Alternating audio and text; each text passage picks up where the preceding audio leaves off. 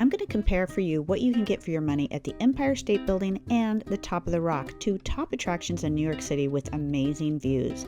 This video is going to help you decide which of these attractions you want to visit on your next trip to New York City. I recently visited both of these attractions, and I can tell you it is pretty pricey to visit both, especially if you're bringing the whole family. I'm going to review with you the location, the unique features and history of each location, take you inside both attractions, show you the photo opportunities, and explain the pricing options as well as the ticketing and entry process. Both attractions are relatively close, within walking distance of each other in Midtown Manhattan. Top of the Rock is at 30 Rockefeller Center. It's the location of the most famous ice skating rink and the famous Christmas tree. This is the NBC headquarters where Saturday Night Live and The Tonight Show and the late night shows are filmed, and it's pretty close to Central Park, near Fifth Avenue and St. Patrick's Cathedral. The Empire State Building is located at 20 West 34th Street. It's in the southern portion of Midtown Manhattan. It's close to the flagship Macy's store and Madison Square Gardens. Now here's some of the unique features of each of these locations. At Top of the Rock, this is a 70-story building and it was built in 1933. It was originally the home of RCA and then GE before Comcast took over. Now there are 3 different observation levels on the 67th, the 69th, and the 70th floor. And on the very top, it has unobstructed views of the city. The way the building is tiered, you can still have safe viewing without windows or glass in your way. This attraction also has this brand new skylift that opened in October of 2024, and then you can get the famous beam photo with your family here to remake this historic photo from this property. The Empire State Building was opened in 1931. It is 102 stories tall, and for many, many years it was the tallest building in the world. Now this building has 2 observation decks on the 86th and the 102nd floor, and there's one more additional indoor observation deck on the 80th floor. Now what's unique about the Empire State Building is its museum that showcases its history, its construction that was very historic at the time, and its pop culture fame, including King Kong. This structure has some very unique photo opportunities with King Kong in the building. That's a lot of fun. Let's take a brief look inside. You enter from 50th Street, just look for the red carpet. We did not have tickets in advance, so you'll pass the will call desk and go downstairs to purchase tickets if you don't have them already.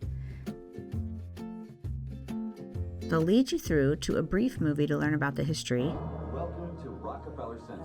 And then up the elevator to the 57th floor.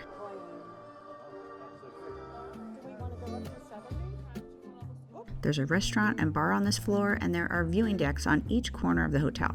If the weather's bad or if it's raining, you can view from inside the building here on this floor. You then go up a few more floors to the 69th floor for outdoor viewing.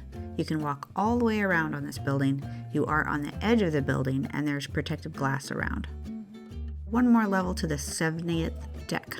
This is the top deck that has unobstructed views, and the skylift is up here.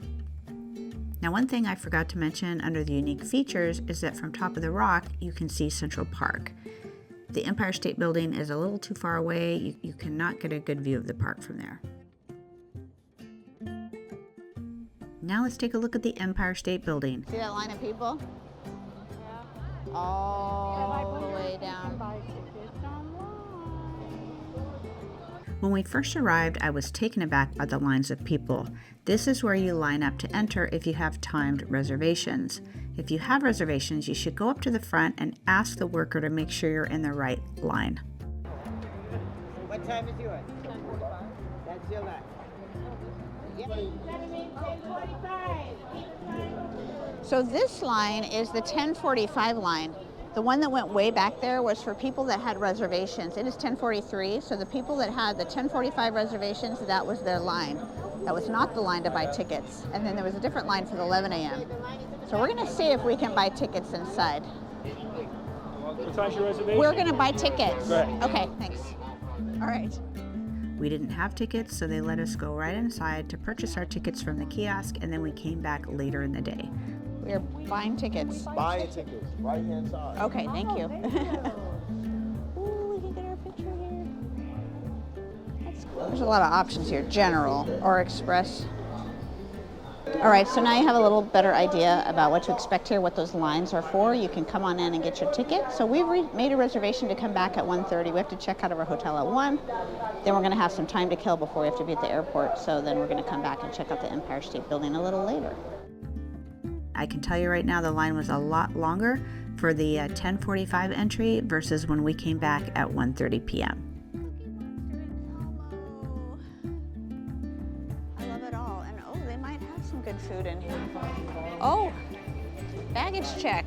After entering and going through the security bag check, you go through the museum and it takes you through the history of the property, how it was constructed, who's in the building now, and all the movies and TV shows that feature this iconic building. This museum has some really cool interactive exhibits here, and they have a variety of old items from back in the day on display. The 1930s, look at these shoes, the old telephones. Look at the little pocket watch. That's cool. Relay controllers. This is the relay controllers that ran the original elevators. Now they're ran by computers.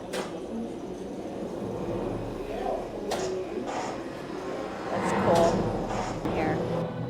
And then of course, King Kong loves his Empire State Building, Wonder Woman, Sleepless in Seattle, Legos. It's a world famous building. What's through here? Showing you the clips, The Simpsons. All the places this building has been featured. Great ship that will take us across the ocean.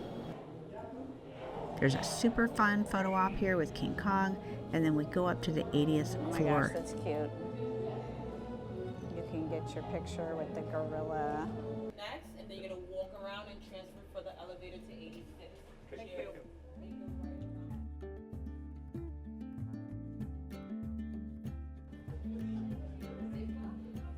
See those cruise ships.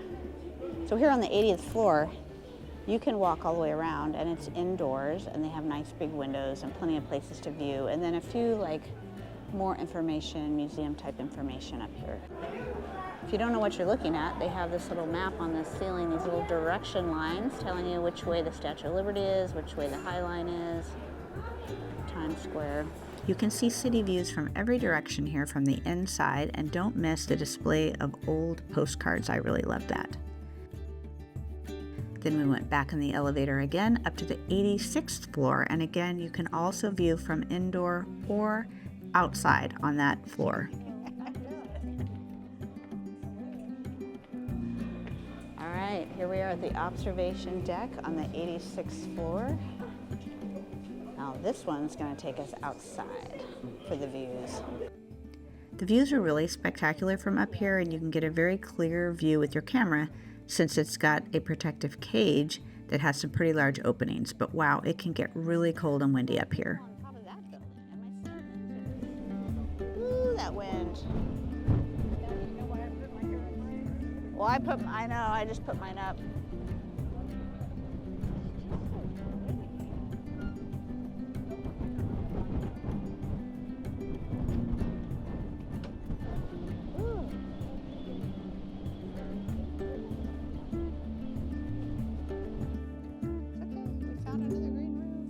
We did not actually make it to the very top floor observation deck. It is a smaller area, and it is all indoors if you'd like to visit from that vantage point. Now we're going to talk about pricing.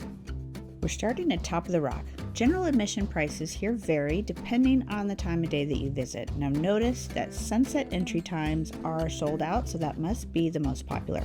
All the other times are generally open. They sell an express pass for $105 that you can buy ahead of time, and then you can visit anytime during the day. You don't have to commit to a particular time. You're also given priority elevator access as well as a gift shop discount.